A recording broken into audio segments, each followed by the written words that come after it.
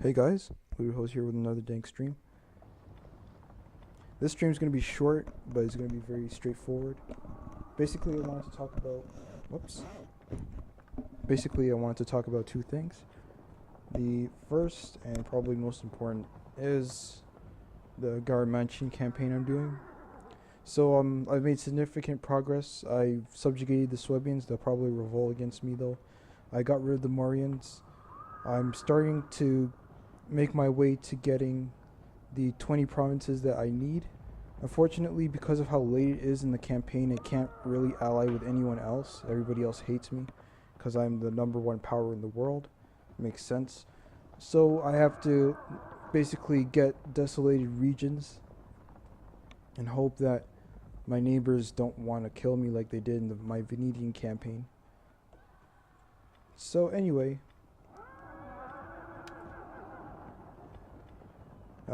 I definitely don't want to do this battle, but I just want to see if it's him. And I will leave. Because push to ban spams shock cavalry. And if you guys know me, I do not like that.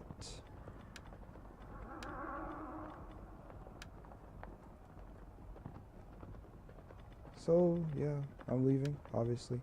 I've played against both of them.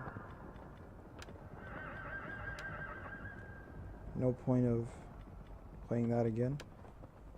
But anyway, back to what I was saying. The Garamantian campaign doing really well. It will take a while until I get a minor victory. By this point, if there's a cinematic, I will get that as well. From what I'm gathering, there probably won't be like a real cinematic. It definitely can't be the Assassinate cinematic because the desert factions are a different culture. But then again, the barbarian kingdoms and great migrators have the same cinematic. Apparently, though, Axum, Himyar, and the Tanukids have a different one, and that's what I'm trying to see with this campaign. Because this campaign didn't have a starting cinematic, so it might have the same cinematic since they're all desert factions. Now, also, N++ recently came on Steam, so I'm actually looking forward to buying that. The problem is buying it, of course. But, yeah, I'm really looking forward to getting it. I'm just debating whether or not I should. I've played the game since like I found it like around 10 years ago. It's really fun. Basically, it's a ninja game. I can't show it on here, but if I do get it, I'll definitely stream it every now and then. I really like the game. And yeah, I might end up playing it. So like I said, I have to keep the stream short. I couldn't stream earlier because of numerous things. I wanted to go over. Oh yeah, by the way, I also finished my Sword Hereban and Godin's Men unit spotlights. I'm gonna finish the other three hopefully today, and then just upload the unit spotlight, and then start working on the Sassanids, because I skipped them because I don't like the faction too much, and I haven't finished their campaign or even started it really. 1 second.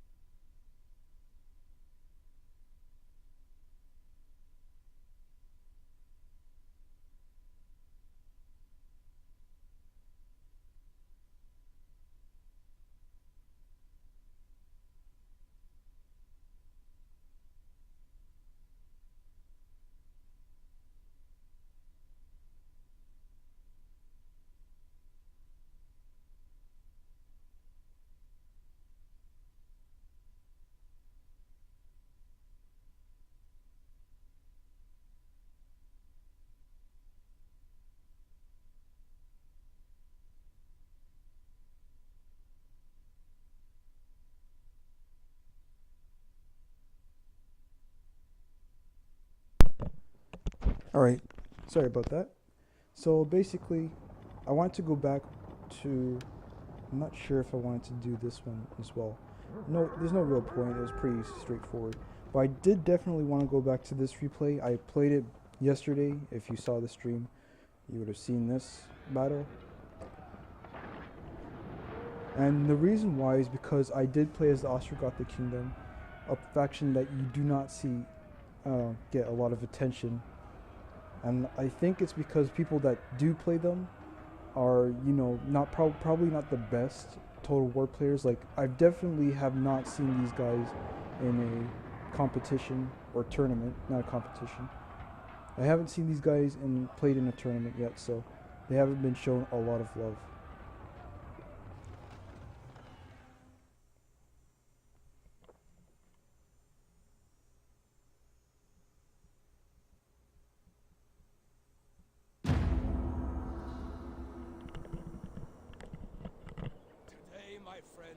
Let loose the fury in your hearts! Summon up the great courage of our forefathers, whose blood you hold in your veins! You are warriors!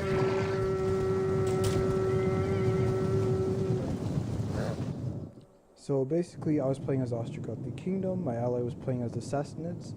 Surprisingly, he brought a lot of infantry, decent infantry, mind you, but, you know, usually when you see the Sassanids, you think shock cavalry, but he didn't really do that.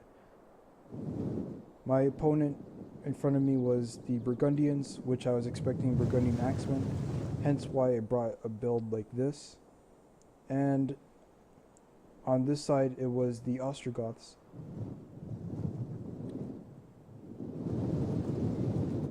Now this was a very good battle. Like, it was very weird at first, and you'll see why if you didn't see yesterday. Basically, he started firing on my elite Sagittari, which made sense. They have 27 armor, which is kind of like high armor. It's not cataphract armor, obviously, but I don't think any infantry unit does have cataphract armor. Most armored units, most highly armored units will have 27 base armor and then 30 shield armor, or they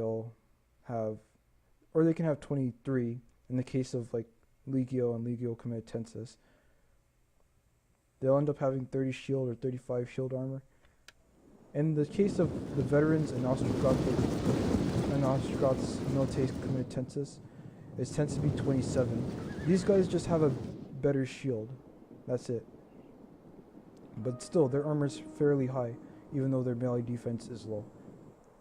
That's kind of why you kind of need to rely on shield wall when you're doing prolonged fights. But he brought pikes, and people tend to bring pikes when they're playing as the Burgundians because they want to hold back and then use their Burgundian axemen. But this doesn't work out well all the time.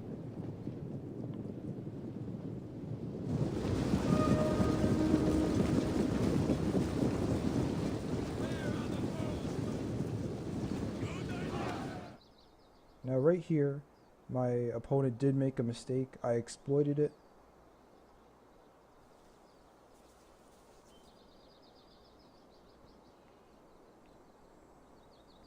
Obviously, these guys are very light. They got decimated very quickly,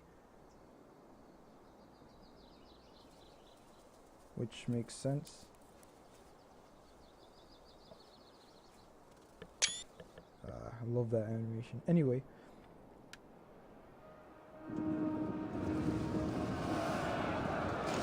The enemy has engaged our ally!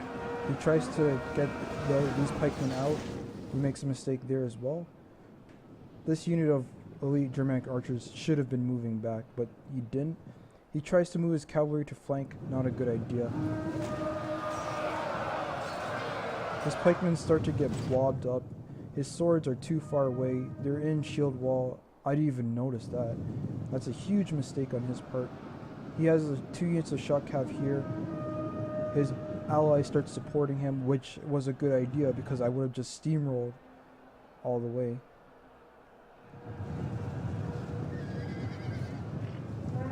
I wanted to charge these Royal Lancers. I did make a Enemy mistake units have here, been but rallied. he ended up making a mistake too, so it kind of negated it. See, he was supposed to charge into this unit and then win, but instead he was trying to go over here for whatever reason.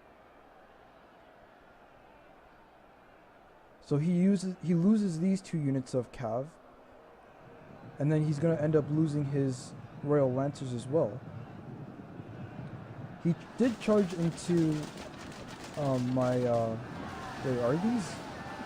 No, these are the Noble Gothic Lancers. He charged into my milites, into my veterans. Keep on forgetting that they weren't milites. Now that was a pretty good idea to stall them, but not defeat them. And I went to shield wall here because I noticed that this unit of Noble Gothic Lancers was charging. Didn't brace that well, but I did brace well enough so I could follow up. This unit's gonna rout, which is fine. This unit, I think, was supposed to go into shield wall, but then it got caught, so I couldn't. Men are broken and running for their lives. I decided to pile in on this unit because that's like one of the best ways to tackle shock cav. Again, they're only good for the first 30 seconds, and that's pretty good for like one-on-one engagements, but not all the time. Most of the times, javelin men are good enough to deal with them. But yeah. Now, sometimes it requires more. I didn't even notice that this unit of elite Germanic archers was there, so I had to pull out and then work my way around the flanks. I think if his ally didn't help him, he would have been steamrolled. Like over here, these spear veterans almost got caught by these noble Germanic swordsmen. So I just charged these veterans in. These cavalry units start doing rear charges into his own men.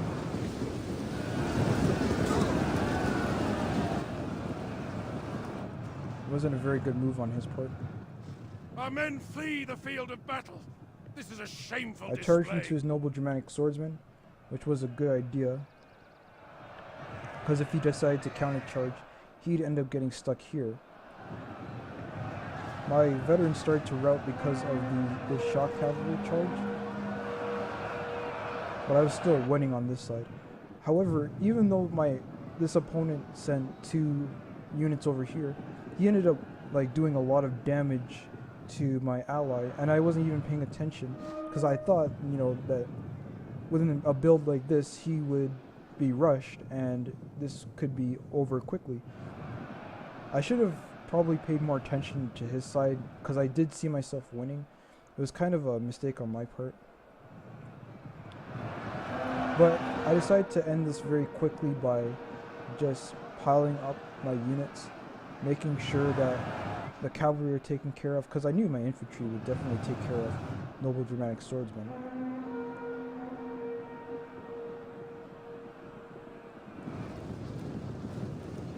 Over here he decides to pull out. Probably a good idea. I have spear veterans behind. They are going to end up rear hitting. He does charge this unit of veterans.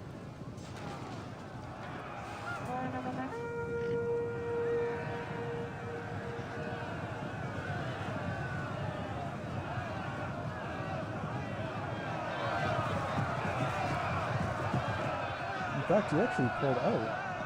That would explain why he lost this unit. Because I thought he didn't pull out. Our general is under attack!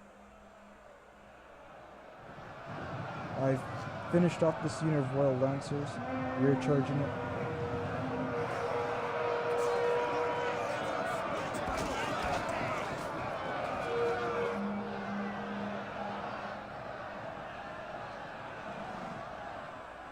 And it just became a huge mess. I think this battle could have went a lot different, but he decided to be very clumsy with his noble Germanic swordsman, and definitely his pikes. Over here, my ally was making a few bad mistakes. This was when I started paying attention to this side. He shouldn't have rushed his shock cavalry up and not supported with other infantry. Even though these Persian archers were fighting, or firing back at these Germanic archers, he still didn't have enough support. So all this guy had to do was spam his The oath enemy sworn refuses to admit defeat. into Their cav unit units, has rallied. and then the shock cavalry would get decimated. And at the same time, he wouldn't have to worry too much about supporting the pikemen, because the pikemen were no threat, no real danger. So by this point, I just decided to go finish out the Germanic nobles, just finalize my victory, obviously.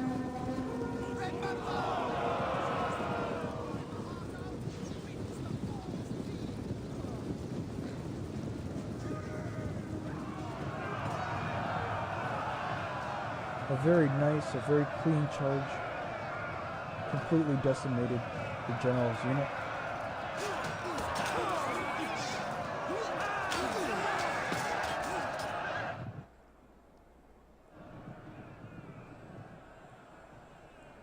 And then the general will die in a few seconds. Yep.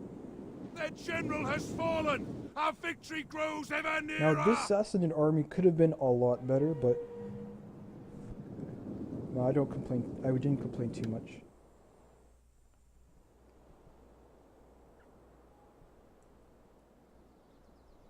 So I'm going to fast forward here because it did take me a while to actually get over here.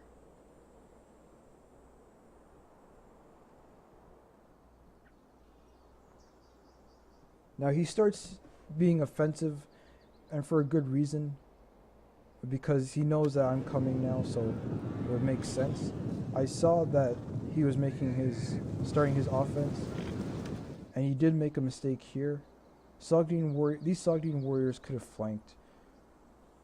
Instead, what he did was he sent them into Gothic Palatina defectors, which offensively do really well for themselves. He could have flanked with them, definitely got into these Gothic pikemen, or even flanked the Thracian Oathsworn here, forcing these Thracian Oathsworn to have to either turn and fight the Sogdian warriors, or he'd have to support with something else. So I did make a huge mistake here. I'm going to start moving again. I thought these pikemen were turning away, like they were moving, but he ended up not moving them. And so I ended up losing almost the entire unit. And this unit was like virtually untouched the entire battle, and I kind of messed it up right there.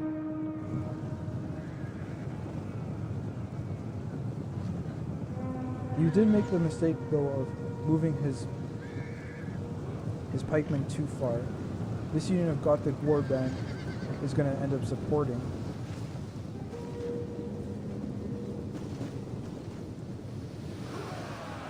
He tries moving his pikemen to support or protect this flank, but what he ends up doing is he tries to move it too slowly. I ended up going to his general, even though I'm still taking fire because I have a fair amount of armor, base armor that is.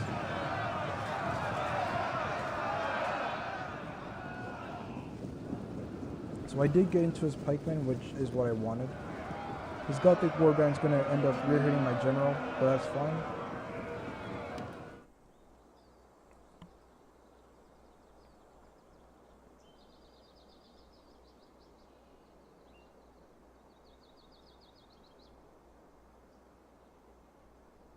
Yeah.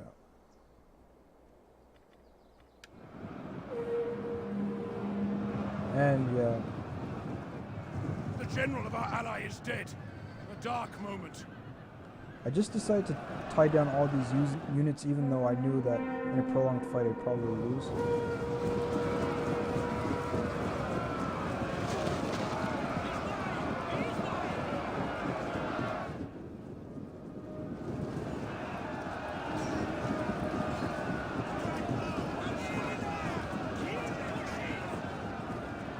Routed the Gothic Warband.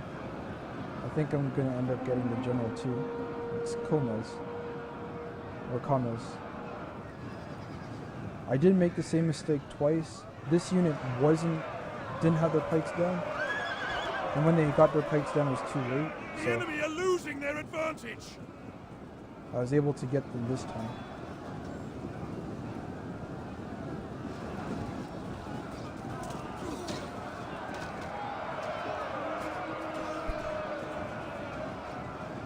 Gothic pikemen routed, and it was a good battle. GG to both of our opponents, and I hope that I can do more Ostrogothic Kingdom battles.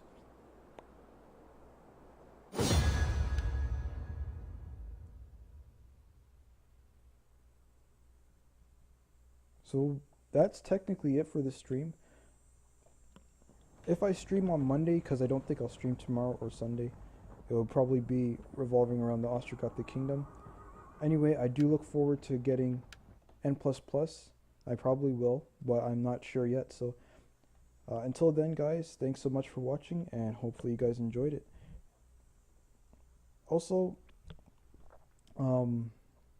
if you've read my guides, any of them, you know, make sure you comment, tell me your feedback, and hopefully, because I want to know whether or not I'm doing a good job.